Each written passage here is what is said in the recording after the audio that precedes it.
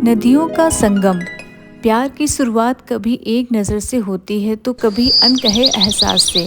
ये कहानी है दो दिलों की जो अलग अलग राहों से चलते हुए एक दूसरे के लिए बने थे। ये कहानी है काव्या और वीर की, जिनका प्यार नदियों की तरह बहता हुआ आखिरकार एक संगम पर मिला। लेकिन इस राह में कई मोड़ आए, कई इम्तिहान हुए। पहली मुलाकात हरिद्वार की पावन धरती पर, जहाँ गंगा की लहरें हर दिल की पुकार सुनती हैं। काव्या अपनी जिंदगी की नई शुरुआत करने आई थी। काव्या एक छोटे से शहर की लड़की, जिसने हाल ही में अपनी पत्रकारिता की पढ़ाई पूरी की थी। उसका सपना था कि वो ऐसी कहानियाँ लिखे जो लोगों के दिलों को छू लें। उसकी माँ हमेशा कहती थी, काव्या, तेरा कलम एक दिन दुनिया को रोशन करेगा। लेकिन जब उसे हरिद्वार के स्थानीय अखबार में पहली नौकरी मिली तो उसने सोचा कि ये उसका पहला कदम होगा। दूसरी तरफ वीर, एक स्थानीय गाइड और फोटोग्राफर, जिसके लिए गंगा सिर्फ एक नदी नहीं बल्कि उसकी जिंदगी का हिस्सा थी। वीर का बचपन गंगा के किनारे बीता था। उसकी माँ एक मछुआरिन उसे गंगा की हर लहर से जुड़ी कहानियां सुनाती थी। पिता के देहांत के बाद वीर ने अपने परिवार की जिम्मेदारी संभाली और गाइड का काम शुरू किया। उसकी आंखों में हिमालय की गहराई थी और उसकी मुस्कान में गंगा की शांति।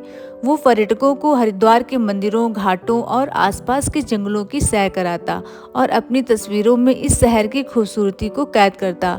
एक शाम गंगा आरती के दौरान काव्या अपने पहले असाइनमेंट के लिए हर की पौड़ी पर थी। उसे स्थानीय संस्कृति और लोगों की कहानियों पर एक लेख लिखना था। भीड़ में उसकी नज़र वीर पर पड़ी, जो अपने कैमरे से आरती की तस्वीरें ले रहा था। उसकी एकाग्रता और चेहरे की सादगी ने काव्या को आकर्षित किया।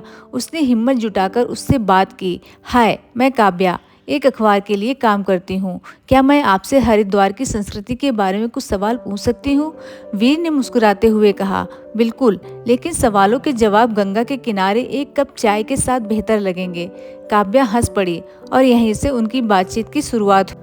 उस दिन वीर ने उसे गंगा की हर लहर की कहानी सुनाई, कैसे ये नदी सिर्फ पानी नहीं बल्कि विश्वास और प्रेम की धारा है। काव्या ने अपने नोट्स में लिखा, गंगा नहीं, ये तो एक जीती जागती आत्मा है, प्यार की शुरुआत। अगले कुछ हफ्तों में काव्या और वीर की मुलाकातें बढ़ने लगीं। काव्या अपने लेखों के लिए वीर की मदद लेती। वीर उसे हरिद्वार के अनछुए कोनों में ले जाता, कभी नीलकंठ मंदिर की शांत वादियों में जहाँ पक्षियों की चहचहाट गूंजती थी, तो कभी राजाजी नेशनल पार्क के जंगलों में जहाँ हिरणों की आहट सुनाई देती थी। एक बार जंगल में टहलते हुए वीर ने काव्या को एक छोटा सा फूल तोड़ा और कहा, ये फूल गंगा की तरह सादा है, लेकिन उसकी खूबसूरती में खो जाना मुश्किल है। काव्या ने वो फूल अपनी डायरी में दबा लिया और उसकी खुशबू उसके दिल में बस गई। एक रात गंगा के किनारे चाय पीते हुए वीर ने काव्या से कहा, काव्या, तुम्हारी आंखों में एक कहानी है। तुम सिर्फ दूसरों की कहानियां नहीं लिखती, तुम खुद एक कहानी हो। काव्या ने शर्माते हुए कहा, और तुम वीर, तुम तो जैसे गंगा की हर लहर में बसते हो।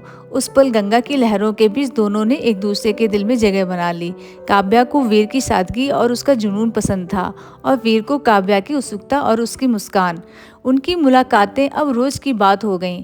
वीर ने काव्या को सिखाया कि कैसे कैमरे से सूर्योदय की पहली किरण को कैद करना है, और काव्या ने वीर को अपनी लिखी कविताएं सुनाई।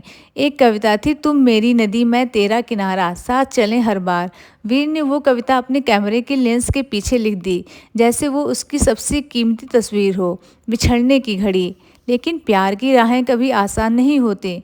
कुछ महीनों बाद काव्या को दिल्ली से एक बड़े न्यूज़ चैनल का ऑफर मिला।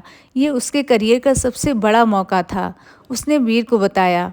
लेकिन उसकी आवाज़ में उदासी थी। वीर, मुझे जाना होगा, ये मेरा सपना है, लेकिन मेरा दिल तुम्हारे पास यहीं रह जाएगा। वीर ने उसका हाथ थामा और गंगा की तरफ देखते हुए कहा, काव्या, नदियाँ भले ही अलग अलग रास्तों से बहें, लेकिन उनका संगम तो तय होता है। मैं तुम्हारा इंतजार करूँगा। काव्या दिल्ली चली गई। शुरुआत में दोनों रोज बात करते, चिट्ठियां लिखते। काव्या ने वीर को दिल्ली की चमक दमक की तस्वीरें भेजी और वीर ने उसे गंगा के किनारे के सूर्यास्त की तस्वीरें। लेकिन धीरे धीरे काम की व्यस्तता ने काव्या को अपने में समा लिया। उसकी रातें लंबी मीटिंग्स में बीतती और वीर के पास सिर्फ गंगा का साथ रह गया। एक बार वीर ने उसे एक लंबी चिट्ठी लिखी, काव्या, मैं हर लहर में तुम्हें ढूंढता हूँ, लेकिन तुम्हारी आवाज़ अब दूर होती जा रही है। काव्या ने वो चिट्ठी पढ़ी और उसकी आंखों से आंसू बह निकले। लेकिन उसने जवाब नहीं दिया। प्यार का इम्तिहान। दिल्ली में काव्या को सफलता मिली। उसका एक लेख हरिद्वार की अनकही कहानियाँ राष्ट्रीय स्तर पर चर्चा में आया। लेकिन इस सफलता के पीछे उसे वीर की कमी खलती। एक रात जब वो अपने ऑफिस में देर तक काम कर रही थी, उसे वीर का एक पुराना मैसेज मिला जिसमें उसने लिखा था, काव्या, मेरी हर तस्वीर में तुम हो। उसने फैसला किया कि उसे वीर से मिलना होगा। वहीं हरिद्वार में वीर ने अपनी ज़िंदगी को नई दिशा दी। उसने अपने फोटोग्राफ्स की एक प्रदर्शनी लगाई जिसमें हर तस्वीर में गंगा और काव्या की यादें थीं। एक तस्वीर थी जिसमें काव्या गंगा के किनारे मुस्कुरा रही थी। उस प्रदर्शनी में एक स्थानीय कवि ने कहा, वीर, तेरी तस्वीरें बयां करती हैं कि प्यार कभी खत्म नहीं होता। एक साल बाद काव्या को एक असाइनमेंट के लिए हरिद्वार वापस आना पड़ा।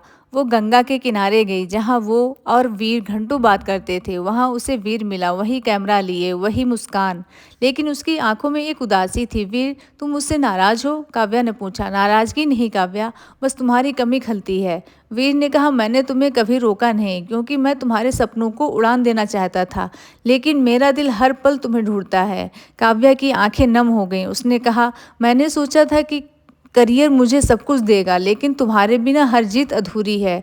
मैंने तुम्हें खोया और अब मुझे एहसास हुआ कि तुम मेरी असली ताकत हो। वीर ने उसका हाथ थामा और कहा, तो फिर चलो हम अपनी राह फिर से शुरू करें। प्यार का संगम। उसके बाद काव्या ने अपनी नौकरी को रिमोट कर लिया और हरिद्वार में एक छोटा सा ऑफिस शुरू किया। लेकिन चुनौतियां खत्म नहीं हुईं। काव्या के माता पिता चाहते थे कि वो दिल्ली में रहे और वीर के परिवार को लगता था कि काव्या का शहरी जीवन उनके गांव के लिए सही नहीं। दोनों ने मिलकर इन समस्याओं का सामना किया। काव्या ने अपने माता पिता को समझाया, माँ पापा, प्यार एक ऐसी नदी है जो हर बाधा को पार कर लेती है। वीर ने अपनी माँ को काव्या की मेहनत और सच्चाई दिखाई। धीरे धीरे सभी ने उनका साथ दिया। काव्या और वीर ने मिलकर एक अनोखा काम शुरू किया। काव्या ने हरिद्वार की कहानियों पर एक किताब लिखी, गंगा की कहानियाँ, और वीर ने उस किताब के लिए तस्वीरें खींची। किताब में उसकी प्रेम कहानी भी छुपी थी, लेकिन बिना नाम के। एक तस्वीर थी जिसमें काव्या और वीर गंगा के किनारे हाथ में हाथ डाले खड़े थे, सूरज की पहली किरणों में डूबे हुए। एक शाम गंगा के किनारे वीर ने काव्या को एक छोटा सा डिब्बा दिया।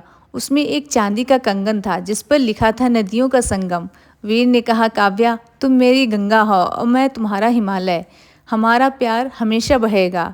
काव्या ने कंगन पहना और वीर को गले लगाया। उस पल गंगा की लहरें जैसे उनकी खुशी में शामिल हो गईं। नई शुरुआत। कुछ साल बाद काव्या और वीर ने एक छोटी सी शादी की जिसमें गंगा के किनारे दिए जलाए गए। उनकी शादी में ना तो शहरी शान थी, ना गांव की सादगी, बस प्यार था। काव्या ने अपनी किताब की कमाई से एक छोटा स्कूल शुरू किया जहां बच्चों को पढ़ाई के साथ साथ गंगा की कहानियां भी सिखाई जाती थीं। वीर ने अपनी फोटोग्राफी से पर्यावरण को बचाने का अभियान शुरू किया। एक दिन जब दोनों गंगा के किनारे बैठे थे, काव्या ने कहा, वीर, क्या तुमने कभी सोचा है कि हमारी कहानी एक दिन किताबों में पढ़ी जाएगी? वीर ने मुस्कुराते हुए कहा, नहीं काव्या, हमारी कहानी तो गंगा की लहरों में लिखी जाएगी जो कभी खत्म नहीं होगी। अंत। आज काव्या और वीर हरिद्वार में एक छोटे से घर में रहते हैं। उनका प्यार, उनकी किताबें और उनकी तस्वीरें हर उस इंसान को प्रेरित करती हैं जो उनके पास आता है। गंगा के किनारे उनका प्यार एक ऐसी कहानी बन गया जो हर दिल में बहती है। उनकी तस्वीरों में वो चांदी का कंगन हमेशा चमकता है, जैसे नदियों का संगम जो समय के साथ और गहरा होता चला जाता है। Thank you.